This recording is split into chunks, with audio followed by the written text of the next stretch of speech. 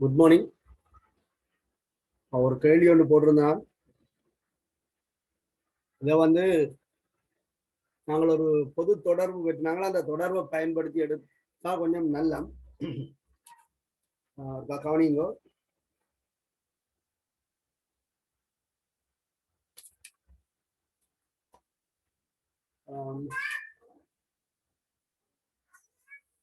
At R3 PO4 4 times.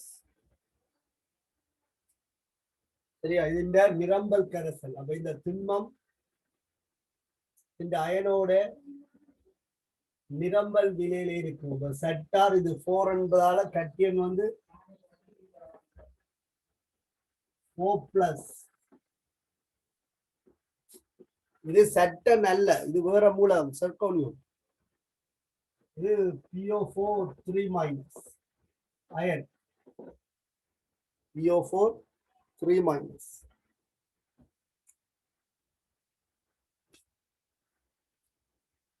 இதுல 3 செர்கோனியம் இருக்கு. இதுல 4 PO4 3- இருக்கு. இதனுடைய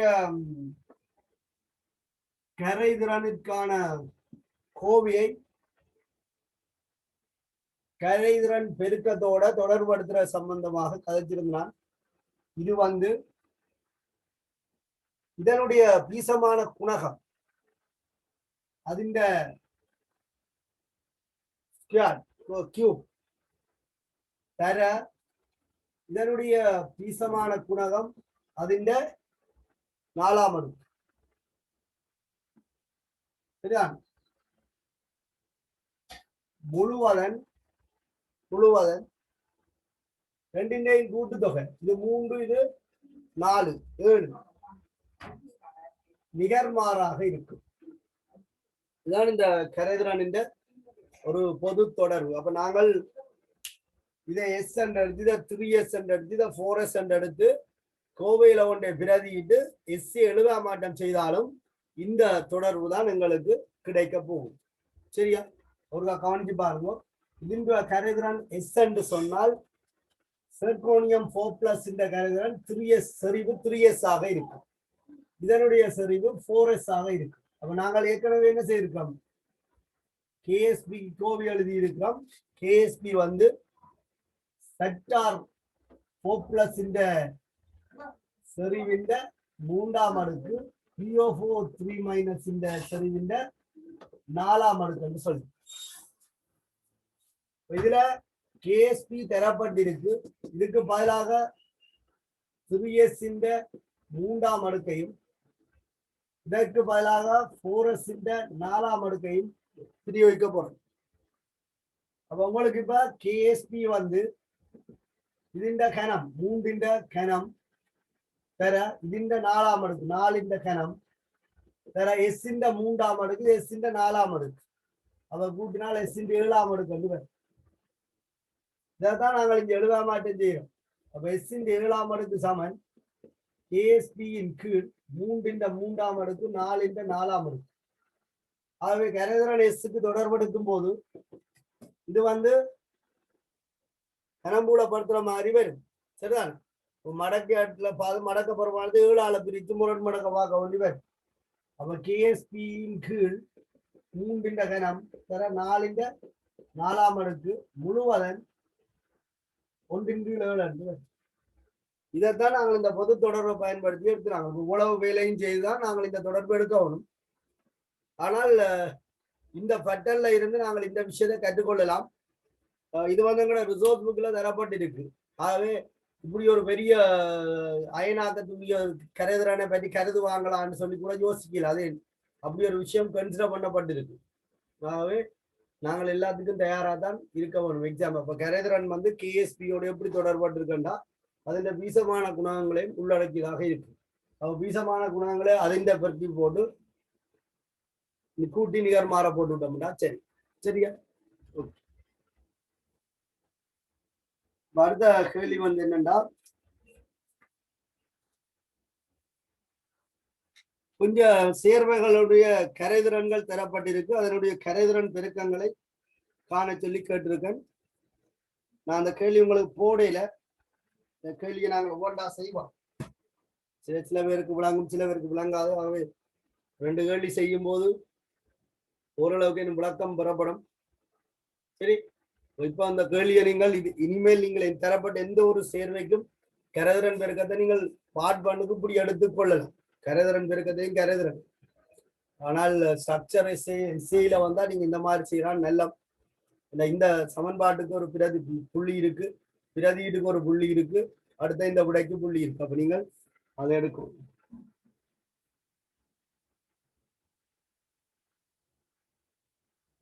வலிக்கிறேன்.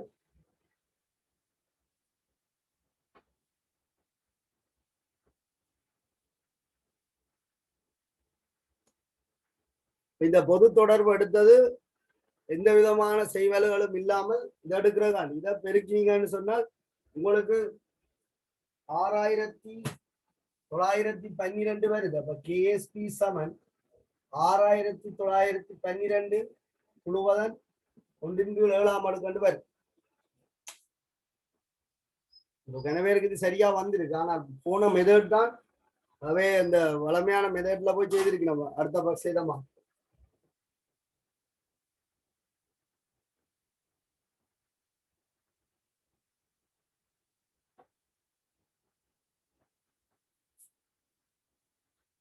கேள்வியை நோட் பண்ணிக்கொள்ளுங்க. பின்வரும்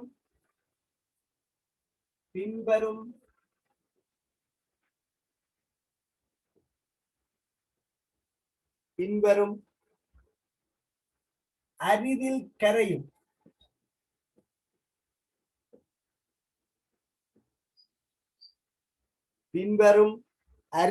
கரையும் பதார்த்தங்களின்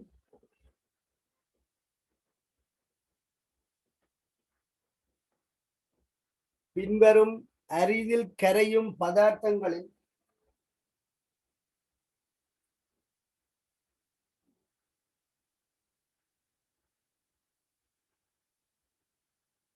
பதார்த்தங்களின் 298 கெல்வினில்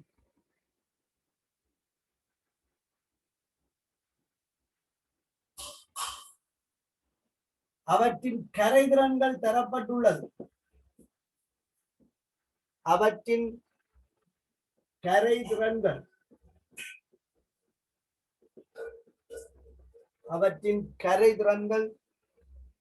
தரப்பட்டுள்ளன.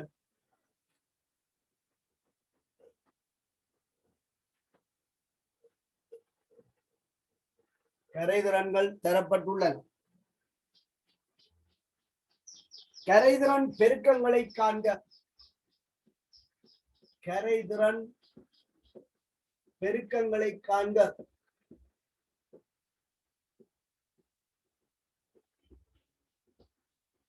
கரைதிறன் பெருக்கங்களை காண்க.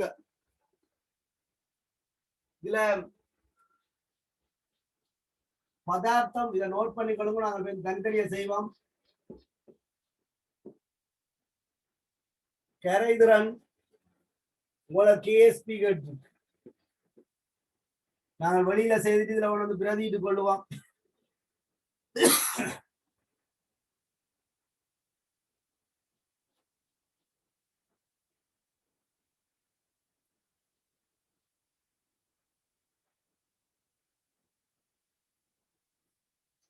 முதலாவது பதார்த்தம் ஏஜிஐ. ஏஜிஐயினுடைய கரைதிறன் 9 தர 10⁻9 மூல் டெசிமீட்டர் -3 என தரப்பட்டிருக்கு. நீங்கள் கேஎஸ்பி காணும்.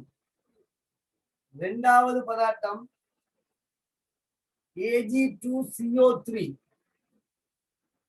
கரைதிறன் 9.25 தர 10⁻4 மூல் டெசிமீட்டர் -3 என தரப்பட்டிருக்கு. கால்சியம் ஆக்சலேட் கூட்டம் 2ல மிகவும் கரைதிறன் குறைந்த ஆக்சைடுகள்ல கால்சியம் ஆக்சைடை குறிப்பிட்டிருப்பீங்க. അതിന്റെ കരയിതറൻ 5.76 தர 10⁻³ கிராம் டெசிமீட்டர் -3 என்று சொல்லி இங்க கரைதிறன் தரப்பட்டிருக்கு. ஆகவே நீங்கள் என்ன செய்ய வேண்டும் என்று விளங்கிக் கொள்ளுங்க. பேரியம் குரோமேட்டின் கரைதிறன் 1 தர 10⁻5 மூல் டெசிமீட்டர் -3. அடுத்தது பேரியம் போஸ்பேட்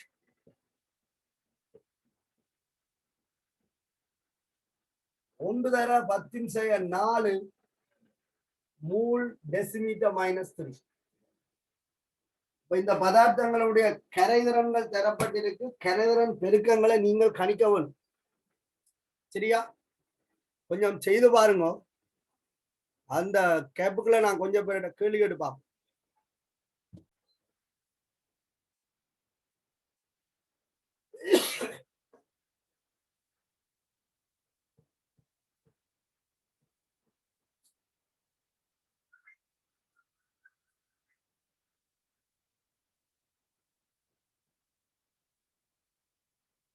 முதலாவது கேள்வியில பாருங்க, ஏஜிஐயின் கரைதிறன் தரப்பட்டிருக்குங்க. ஏஜிஐயின் கரைதிறன் தரப்பட்டிருக்கு. அப்ப எப்போதும் சொல்றவங்கள எப்போதும் இந்த கரைதிறன் பெருக்கம் என்பது நிரம்பல் கரைசலுக்கு செல்லுபடியானது. அப்ப நிரம்பல் நிலையை நீங்கள் உறுதிப்படுத்தும் போது அங்க கரைசலுக்குள்ள வீழ்வடிவு மிஞ்சி இருக்கும். அப்ப வீழ்வடிவு தோன்றும் வரை கரியத்தை கரைச்சுதான் நீங்கள் என்ன செய்யிருப்பீங்க, நிரம்பல் கரைசலை தோட்டி வச்சிருப்பீங்க. அதான் கூட நேரடி முறையில நான் சொல்லி தந்த விஷயம். ஒரு கரைசல் நிரம்பல் நிலையை அடைஞ்சிட்டால் அந்த கரைசலுக்குள்ள வீழ்வடிவு உருவாக ஆரம்பிக்கும். சரிதானே? ஓகே. ஆகவே நீங்கள் ஏஜிஐயின் கரைதிறன் பெருக்கம் சம்பந்தமாக கதைக்கும் போது அதனுடைய திண்மம் அயனோட சமநிலையில இருக்கிற சமநிலை தாக்கத்தை எழுத முடியும். ஏஜி பிளஸ் அக்வஸ்ட் ஓஐ மைனஸ் அக்வஸ்ட் என்று சொல்லி அதனுடைய சமநிலை தாக்கம் கட்டாயம் எழுதப்பட வேண்டும். இதன் போது அயன்கள் பீசமான ரீதியில அயனாக்கம் அடைந்து இருக்கிறத நீங்கள் சமப்படுத்த வேண்டும். அப்ப கரைதிறன், இவருடைய கரைதிறன் எஸ். கரைதிறன் கரியம் சார்பாக குறிப்பிடப்படும். கரைதிறன் கரியம் சார்பாக குறிப்பிடப்படும். அங்க இருக்கிற அயன்கள் சார்பாக குறிப்பிடப்படுவது இல்லை. இந்த கரியம் உப்பாக இருக்கிறதால இது கரைந்து அயன்களை தோற்றுவிக்குது. இதை நான் உங்களை முதலே சொன்னாங்க. அயன்களினுடைய உப்புக்கள்கிட்ட கரைதிறனை பற்றியும் அயன்கள் அல்லாத பங்குட்டு வலி சேர்வுகள்கிட்ட உப்புக்கள்கிட்ட கரைதிறனை பற்றியும் நான் உங்களுக்கு கதைச்சிருக்கேன். இவருடைய கரைதிறன் எஸ் என்றால் இது பீசமான 1:1 ஏஜி பிளஸ் அயன்களையும் ஐ மைனஸ் அயன்களையும் தோற்றுவிக்கும். ஆகவே இங்க இருக்கிற ஏஜி பிளஸ் இந்த செறிவும் எஸ் மூல் டெசிமீட்டர் -3 ஆக இருக்கும். ஐ மைனஸ் இந்த செறிவும் எஸ் மூல் டெசிமீட்டர் -3 ஆக இருக்கும். நீங்கள் விரும்பினால் தொடக்கத்திலேயே இதனுடைய செறிவுகளை பிரதியிட்டுக் கொள்ளலாம். சரிதான்? ஏன்னா எஸ் உங்களுக்கு தரப்பட்டிருக்கு. எஸ் தரப்பட்டிருக்கு 9 தர 10⁻9 மூல் டெசிமீட்டர் -3 என்று சொல்லி இங்க கரைஞ்ச அளவுதான் சொல்லி இருக்கு. 9 தர 10⁻9 மூல் டெசிமீட்டர் -3. அவ ஏஜிஐ அரிதில் கரை மூப்பா இல்லையா? இது ஒரு அரிதில் கரை மூப்பு. ஏன்? இதனுடைய கரைதிறன் 0.01 மூல் டெசிமீட்டர் -3 விட சிறிது. ஆகவே ஏஜிஐ ஒரு அரிதில் கரை மூப்பு. சரியா? அப்ப ஏஜி பிளஸ் இந்த செறிவு சமன் ஐ மைனஸ் இந்த செறிவு, ரெண்டு பேருடைய செறிவு 9 தர 10⁻9 மூல் டெசிமீட்டர் -3 தான். அடுத்ததாக நீங்கள் சமநிலை கோவை எழுத வேண்டும். எஸ்ஏ ஆக இருந்தால் கேஎஸ்பி சமன் ஏஜி பிளஸ் அக்வஸ்டின் செறிவு ஐ மைனஸ் அக்வஸ்டின் செறிவு வந்து இந்த கோவை எழுதவும்.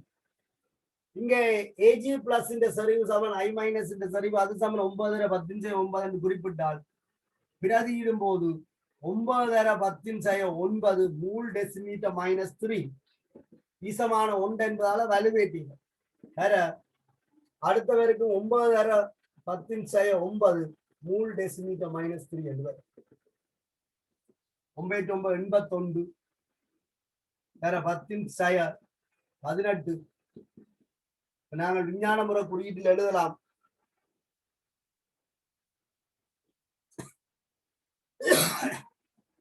8.1 இது 81 8.1 அப்ப ஒரு 10 மிஞ்சும் வேற 10⁻17 மூல் டெசிமீட்டர் -3 ஆக இருக்கும் அப்ப கேஎஸ்பி வந்து 8.1 வேற 10⁻17 மூல் டெசிமீட்டர் -3 இதுல அப்ப ஸ்கொயர் 6 எனாமல் மூல் ஸ்கொயர் டெசிமீட்டர் 6 எனாமல் அப்ப இந்த கேள்வியை நீங்கள் எஸ்ஐல அணுகும் போது கட்டாயம் இதை நீங்கள் கருத்துல கொள்ள வேணும் அயனாக்கம் கட்டாயம் போட வேணும் ஏனென்றால் அயனாக்கம் போட்டீங்கள் என்றால்தான் இந்த அயன்கள்ட செறிவுகளை பீசமானத்திலிருந்து எடுக்க முடியும் இந்த அயன்களுடைய செறிவுகளை குறிப்பிட வேணும் இந்த சமன்பாடு கட்டாயம் பிரதியிடம் அந்த சமன்பாட்டில் அலகோட பிரதியிடம் அடுத்தாக கூட இந்த விட அலகோட கொடுக்கப்பட வேணும் ஏனென்றால் நியம நிபந்தனை என்று குறிப்பிடப்படவில்லை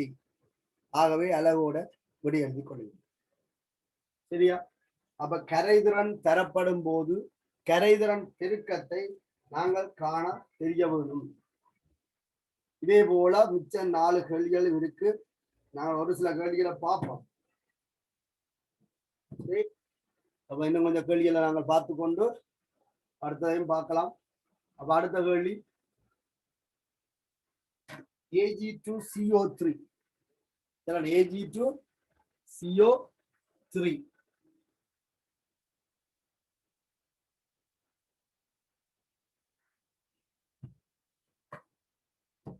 அழைக்கிறான்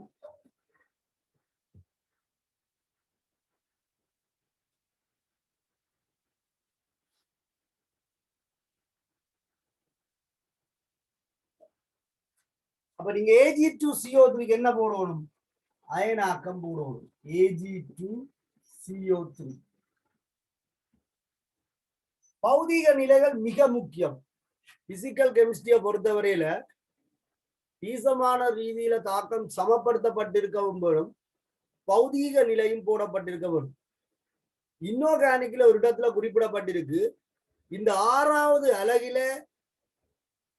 பௌதீக நிலைகள் போட வேணும் ஆனால் முழு புள்ளிகளையும் பெறுவதற்கு அவசியம் இல்லை என்று சொல்லி இருக்கு என்னவாக இருந்தாலும் தாக்கம் பீசமான ரீதியில சமப்படுத்தப்பட்டிருக்க வேண்டும் அங்கே அப்படி ஒரு விஷயம் ஓப்பனாக பகிரங்கமாக ஏற்றுக்கொள்ளப்பட்டிருக்கு இன்ஆர்கானிக் சம்பந்தப்பட்ட கேள்விகள்ல பௌதிக நிலைகளை குறிப்பிடாமல் தாக்கத்தை எழுதி சமப்படுத்தி கொடுத்தால் நாங்கள் ஏற்றுக்கொள்ளுவோம் நீங்கள் முழு புள்ளியும் பெறலாம் ஆனா பிசிக்கல்ல இந்த பௌதிக நிலை எங்கேயாவது இடத்துல போடல என்ற அதுக்கான புள்ளிகள் வழங்கப்பட மாட்டோம் அது தாக்க சமன்பாடாக இருக்கலாம் சமநிலை பிரதியீட்டு கோவையாக இருக்கலாம் அப்ப இந்த Ag2CO3 நீங்கள் கரைச்சால் கட்டியன் Ag பிளஸ் அன்னையன் CO3 2- இது நீர்ல கரைஞ்சு வந்ததானே ஆகவே நீர்க்கரசல் Ag பிளஸ் அக்வஸ்ட் CO3 2- அக்வஸ்ட் இங்க 2 Ag இருக்கு ஆகவே 2 Ag பிளஸ் இங்க கரைதிறன் தரப்பட்டிருக்குது S வந்து 1.25 தர 10⁻4 மூல் டெசிமீட்டர் -3 அப்ப கரைதிறன் எப்போதும் கரியம் சார்பாக குறிப்பிடப்படும் அப்ப 1 டெசிமீட்டர் கனம் கரைசலில் 1 டெசிமீட்டர் கனம் கரைசலில் 1.25 தர 10⁻4 மூல் Ag2CO3 கரையுது கரைவது பீசமானத்துல அயன்களை தோற்றுவிக்கும் ஆகவே இது கரைகிறதால உருவாகிற Ag பிளஸ் இந்த செறிவு 2s ஆக இருக்கும் இங்க பெருமானம் தந்திருக்கிறதால நாங்கள் 1.25 தர 10⁻4 மூல் டெசிமீட்டர் -3 2 போடுகிறோம் 2 அளவு ஆனால் Ag2CO3 CO3 2- பீசமானம் 1:1 ஆகவே இதனுடைய செறிவு 1.25 தர 10⁴ மூல் டெசிமீட்டர் மைனஸ் 3 தான். அடுத்து நீங்கள் சமநிலை கோவை குறிப்பிட வேணும். சமநிலை கோவையில கேஎஸ்பி ஏஜி பிளஸ் இந்த செறிவு பௌதிக நிலை கட்டாயம் குறிப்பிடப்பட வேண்டும். அதிண்ட வர்க்கமே வீசமானம் 2. CO3 2- இந்த செறிவு வீசமானம் 1. இவங்களுக்கு ஏஜி பிளஸ் இந்த செறிவு தெரியும். எவ்வளவு? 2 தர 1.25 10⁴ மூல் டெசிமீட்டர் மைனஸ் 3. அப்ப 2.5 தர 10⁴ மூல்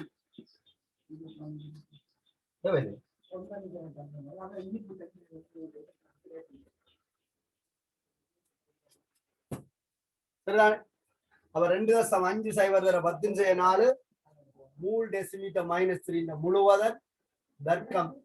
இதுல 1.25 தர 10⁴ மூல் டெசிமீட்டர் மைனஸ் 3 தான்.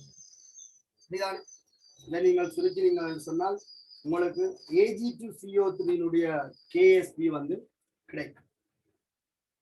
Ag2CO3 KSP.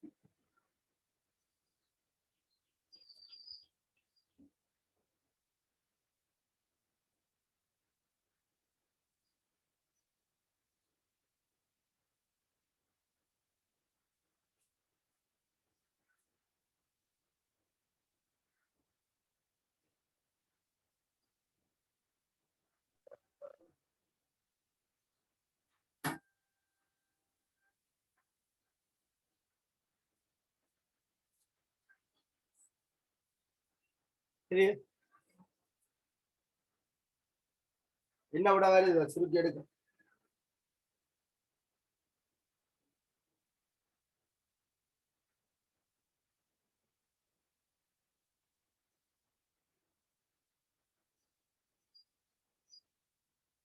எவ்வளவு 2.5 இந்த வர்க்கம் 1.25 இவ்வளவு நாங்கள் 2.5 வர்க்கிச்சு 1.25 பெருக்கும் போது 7.8125 தர இதுல 10⁴ அதிண்ட வர்க்கம் 10⁴ இதுல 10⁴ 10⁴ மூல் கியூப் டெசிமீட்டர் மைனஸ் 9.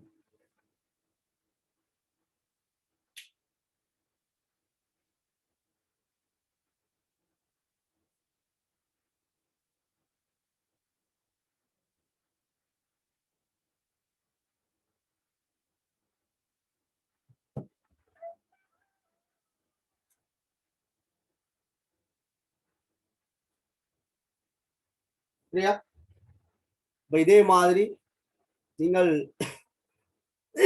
ஏனியவற்றுக்கும் அயனாக்கம் போட்டு அதுல நீங்கள் கவனிக்க வேண்டியதுதான். இப்ப இதுல அன்றைக்கு நான் கேள்வி கேட்கும் போது ஒரு ஆள் புள்ளையா சொன்னது, கரைதிறன் என்பது கரியம் சார்பாக குறிப்பிடப்படுகிறது.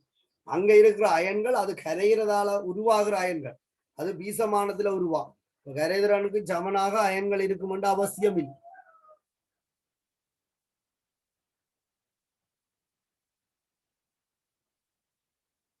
இந்த 2 கேள்வியிலையும் ஒரு விஷயத்தை கவனிச்சு கொள்ளுங்க.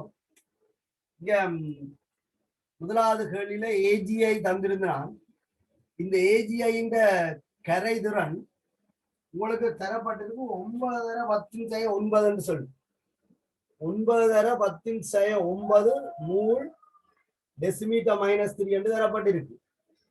இதனுடைய கேஎஸ்பியை நீங்கள் கணிக்க, நீங்கள் அப்படி கணிக்கும் போது இதனுடைய கேஎஸ்பி 8.1 தர 10⁴ 17 மூல் டெசிமீட்டர் மைனஸ் 3 என்று வருது. Ag2CO3 கரைதிறன் 1.25. இதனுடைய கரைதிறன் பெருக்கம் 7.8125 தர 10⁴ 12. AgIயிலும் பார்க்க Ag2CO3 கரைதிறன் கூடியது. என்ன, வெள்ளி கார்பனேட்டுக்கு வெள்ளி அயடைட்டை விட கரைதிறன் கூட கிட்டத்தட்ட 1,00,000 மடங்கு பெரியது. இது 10⁴ 9 இது 10 செய்ய 4 10 செய்ய 4